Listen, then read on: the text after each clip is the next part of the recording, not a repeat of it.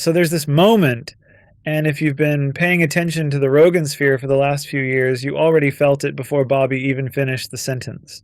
He's sitting with Theo Vaughn, two guys, two mics, and the comfortable chaos of a good podcast conversation. We do miss you a lot. I think about you all the time. Yes, I really do. And I go, I wish Theo, because we saw you more often. Yeah, we did. Yeah. Back in the good old days. And you're one of the only guys that have moved away that I kind of miss. And who else moved away that you don't miss? Go ahead. No, I see there's a lot of them that it's blatantly obvious, I think. Do you have to ask him that? Now, Bobby doesn't say who he doesn't miss. He's not going to do that.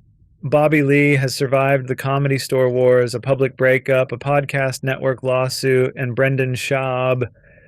He did not get this far by being sloppy, but you don't need a name. The sentiment does the work on its own. Half of Los Angeles comedy packed a U-Haul and drove to Texas to be closer to one man's podcast studio. And Bobby Lee's review of the whole migration is basically, Theo was fine though. That's not nothing. That's a drive-by in a very quiet car. And it's the perfect opening to what I want to talk about today. Because Bobby Lee has been doing this for years. Quietly, carefully, with just enough deniability to keep the checks clearing. He is technically inside Joe Rogan's world. Economically, socially, comedically, he benefits from that ecosystem every single week. Bad Friends, TigerBelly, JRE bumps, the whole thing. But spiritually, Bobby Lee is not built for the Comedy Bro army, and he cannot help himself from occasionally, gently, from a safe distance in Los Angeles, letting you know that. This video is about that tension. This is not a hit piece on Rogan. This is not a cancel video. I love Bobby Lee, and so do you, which is why you clicked. This is about what happens when the funniest, most emotionally honest guy in a very large, very bro-y room starts quietly saying out loud what everyone else is thinking. Let's get into it. Let me set the scene for you. There is a TigerBelly episode 504, May 2025, where Bobby is sitting across from Austin comic Ari Matty, a guy who runs in the Kill Tony and Rogan Sphere lane. The conversation drifts, as it always does on TigerBelly, toward language, toward what comics say on stage, toward the slur-heavy edgelord, I'm just being real style that has basically become the signature aesthetic of a certain strain of Austin Bro comedy. You know when like you're hanging out with another comedian, he says the N-word around you for the first time? Yeah. I like that. That's a little trust that I'm in the circle. Here we go. Let's talk about this real quick, okay? Uh-huh. I'm not with that, what you guys are doing in Austin. What do you mean?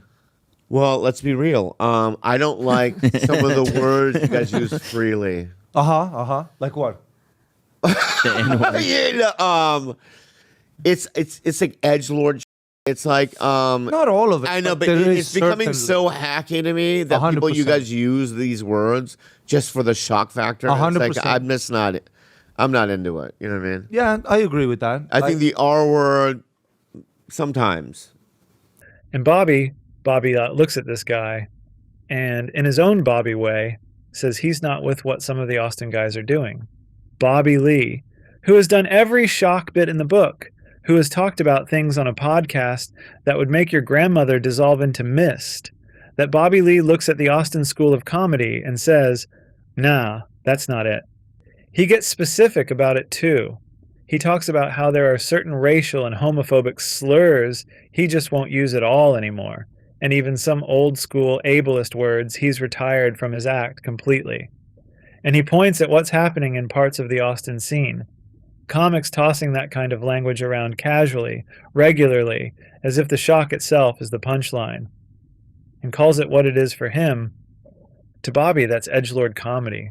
It feels hacky. It feels lazy. Now I want you to sit with how funny that is for a second. Because Bobby is not coming at this from a place of moral superiority. He's not a progressive activist. He's a guy who has talked about his own body in ways that would make a doctor cry. He's the last person who should be the HR representative of the Rogan sphere, and yet here he is, reluctantly, accurately, saying, you're not being dangerous, you're just being cheap.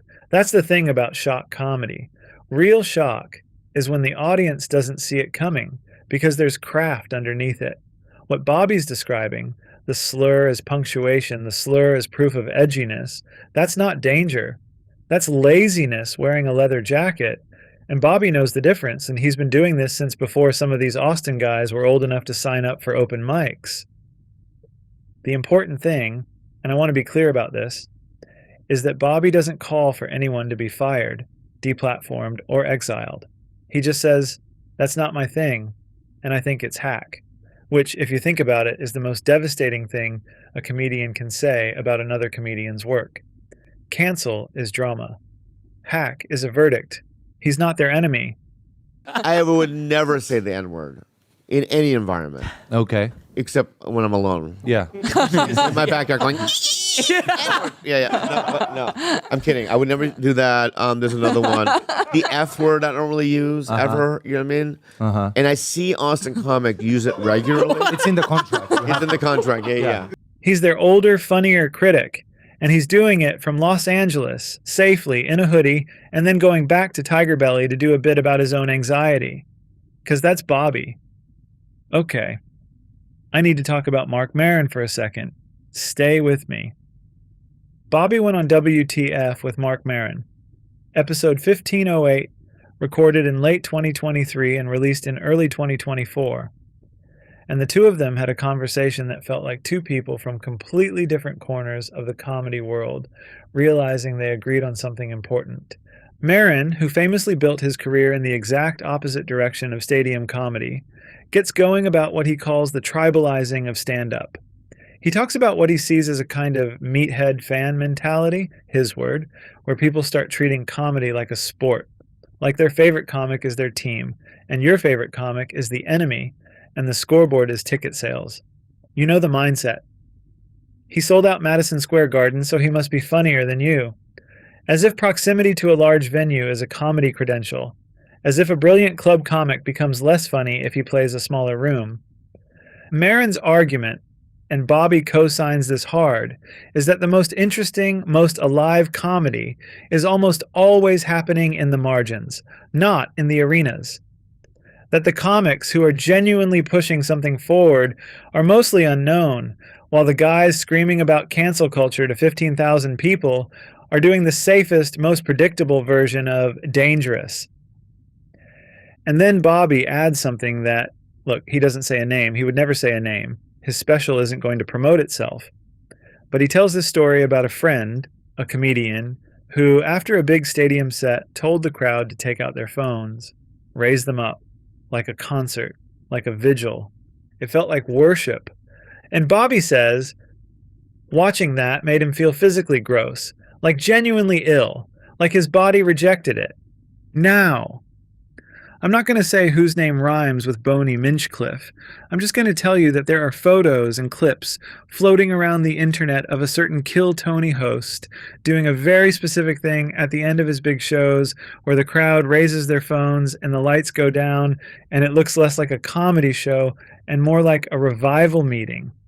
Yeah. The legions of meatheads who call themselves comedy fans based on the competitive nature of what's been established by the Austin school. Yeah.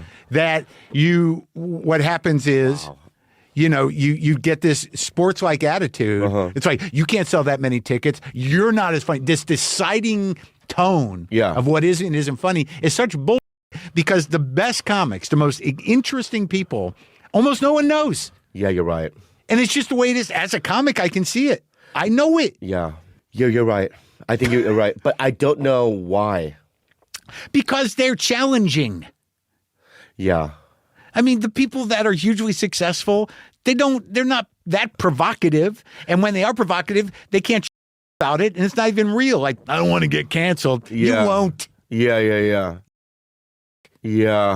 I remember seeing, I don't want to say his name. Wow. Okay. But I saw a guy, a friend of mine. Yeah.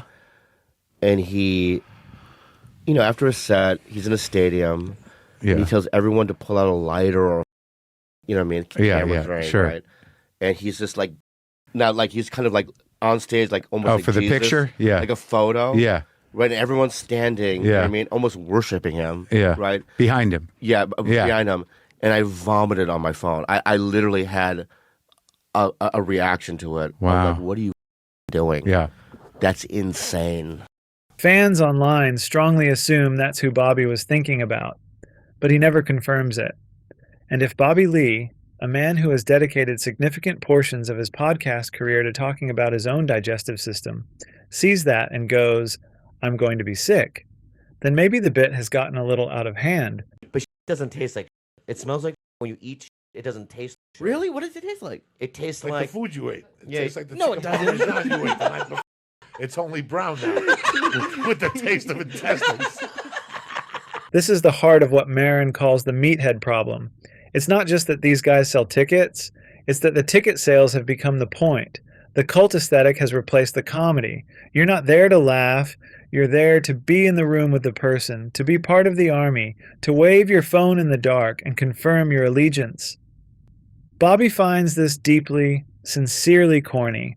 And because he's Bobby, the way he expresses that is by quietly telling Mark Maron about it, and then doing a bit about his own self-esteem on his next episode. He processes his disgust through honesty, which is, ironically, the thing the stadium worship crowd claims to be doing. Let's talk about the Great Austin Migration. At some point in the early to mid-2020s, a significant chunk of the Rogan sphere, Tony Hinchcliffe and Tim Dillon, others, packed up and moved to Austin, Texas. And the narrative around it was pretty transparent.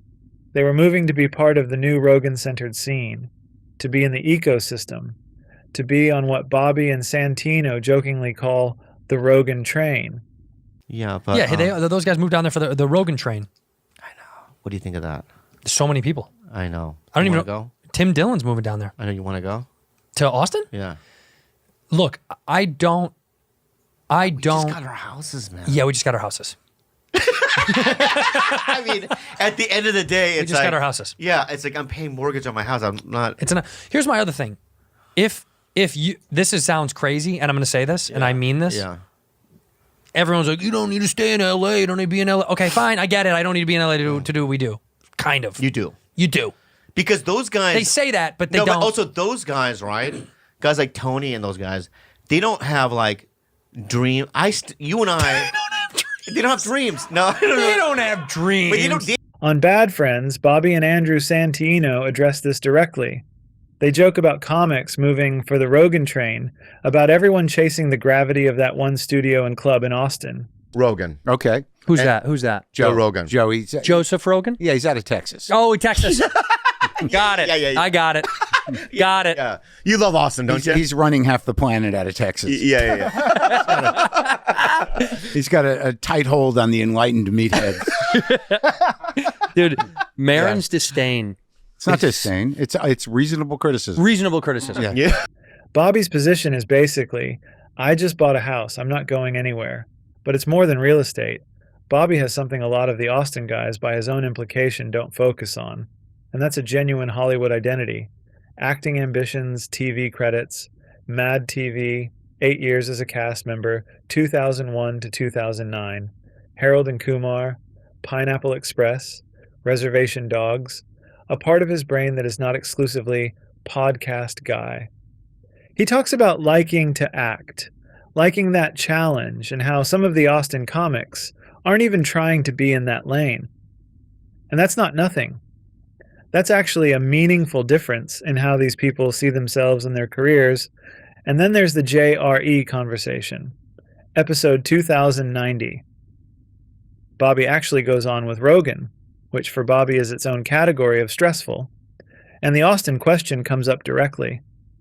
Bobby pushes back. He jokes that he doesn't even leave his neighborhood, let alone the city. He admits, this is the good part, that he was hurt when Rogan left LA. That watching half the comedy talent pool relocate to Texas genuinely hurt his feelings, which is such a Bobby thing to say. He's not angry. He's hurt. He misses people. Rogan, being Rogan, tells him they replaced those guys with comedy killers. Mentions people like Shane Gillis, says, we're doing great, come move here. He lives here now, right? Yeah, Duncan lives here. Everyone's Yeah. asking me to come. You should come. I know you were talking about moving to Austin, but listen. No, I didn't. Yeah, you did. I watched the video. No, I didn't. Don't lie. You did. You did. What I Like, said? to Austin. I don't leave my neighborhood. I don't go to Compton. I stay right here. Could I say something? What? You know what, man? No, you know. You know what, man? You know what, man? What? Listen, What? you have to understand what you guys did. What did we do? You guys took half of the talent out. Yeah. So I was just butthurt. We brought another bunch in too. Like Shane Gillis lives here. I know he does. We're doing now. great. I know you guys are killing it. We're having. I went to the so club much last fun. night. Come move here. I know, but you're more than Paulie's thinking about it. Paulie's here a lot. I know. And then Paulie was just here the Theo's other day. thinking He's about killing it. Theo's thinking about Right. it. Yeah. They're all just worried that like people go, oh, you moved there, on Rogan's. I would never. I don't ask. I wouldn't do it. If you did, it would be a problem. Yeah. I'd be like, why are you doing this? I'd have to be asleep. Would you hurt me? No. And Bobby's response, in essence, is that he can't move because he doesn't want people to think he only went to Austin just to be closer to Rogan. He knows what the optics are. He knows the Rogan train exists. Moving to Austin for a comic of his profile would read exactly like what it would be, gravitating toward the most powerful person in the room. And Bobby Lee, who openly admits he gets nervous around Rogan, who still feels that power imbalance when Rogan walks into a room, is not going to let himself be seen as just another guy in the orbit. I just feel so stressed out right now. You should. Why? Because that's the reality that we live in. It's stressing me out. That's the reality Yeah. that we live in. We live in a very dangerous, complicated world. Yeah. That's the move. Stay in LA. Keep the identity. Cash the JRE bump checks from your own couch. Here's the thing about Bobby's position in all of this, and it's genuinely interesting if you think about it. He's not outside the bro comedy world. He's not Mark Maron. He doesn't have Maron's distance from the whole machine, or Maron's financial independence from it. Bobby is in the ecosystem. Bad Friends is a massive podcast. Hulu even developed an animated series from it in 2024. TigerBelly has been running since 2015. His Rogan appearances generate real, measurable career heat. He needs this world. He benefits from it weekly. But there's a version of Bobby that is fundamentally closer to the Mark Maron school of comedy than to the Joe Rogan school, the version that does therapy bits, that talks about his own fear and self-loathing with more precision and honesty than most comedians can manage about anything. That finds stadium worship viscerally embarrassing. That thinks slur comedy is intellectually lazy. In fan circles, and in the way his own friends talk about him, Bobby often gets described as the Altiest of the bros. The one guy in the bro comedy ecosystem whose instincts are still very alt. And that's the whole thesis in 4 words. He's in the bro army. He's indirectly on the payroll. He goes to the parties. He knows all the guys. But his instincts are alt. His taste is alt. His emotional register, honest, anxious, genuinely vulnerable, is the opposite of the alpha male confidence performance that defines the Rogan lane. He's the guy at the bro party who keeps wandering into the kitchen because the living room is too loud. He'll come back. He likes these people. But he's also going to spend 20 minutes telling someone in the kitchen that he had a weird therapy session this week. And it's going to be the funniest and most human conversation at the whole party. He's pushing back, softly, quietly, from his couch in Los Angeles, on what happens when Rogan's gravity pulls parts of the scene into an orbit where ticket sales become the metric, shock becomes the craft, and a stadium full of phone flashlights becomes the artistic goal. He's the canary in the coal mine of podcast bro culture, the one guy in the room who is plugged into the machine and still notices when the machine produces something ugly. He won't blow the whole thing up. He lives here, but he'll tell you it's hack. He'll gag at the worship pose. He'll stay in LA. He'll do the therapy bits. He'll be the guy at the bro party crying about a movie in the kitchen. And he'll be funnier than everyone at the party. I went to see you in Albuquerque. Oh, yeah. I remember. And you humiliated me on stage. I did. The best moment of my life. I did. I like humiliating you. You know what I mean? Because you're good looking and ugly at the same time. Right? At certain angles, like, he could be good looking. And the certain angles, you're like, no, he's ugly.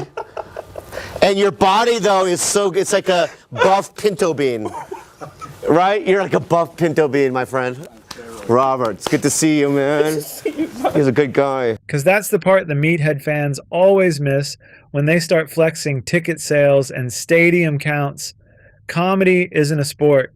The scoreboard isn't the score. The funniest guy in the Rogan sphere is this anxious Korean dude in a hoodie who looks like he wandered in by accident. And he's been quietly right about this whole thing the entire time. Bobby Lee versus Joe Rogan's Comedy Bro Army. No contest. Like and subscribe if you want more of this. More Rogan Sphere autopsy. More loving but honest breakdowns of the people who somehow ended up running comedy in 2026. There's a lot of material. The Bro Army is still out there. And Bobby Lee is still in LA, watching, occasionally gagging. We'll be here when he does. So I want to know, drop it in the comments, whose side do you actually think Bobby is on? Is he Team Rogan? Loyal soldier? Cashing the checks? Part of the machine? Is he Team Maron? Alt soul trapped in a bro's body, secretly disgusted by all of it? Or is he Team, please, I am begging you, stop making the crowd wave their phones like you're a religion? Because honestly, that third option might be its own movement. And Bobby Lee might be its reluctant, anxious, deeply funny prophet. Thanks for watching.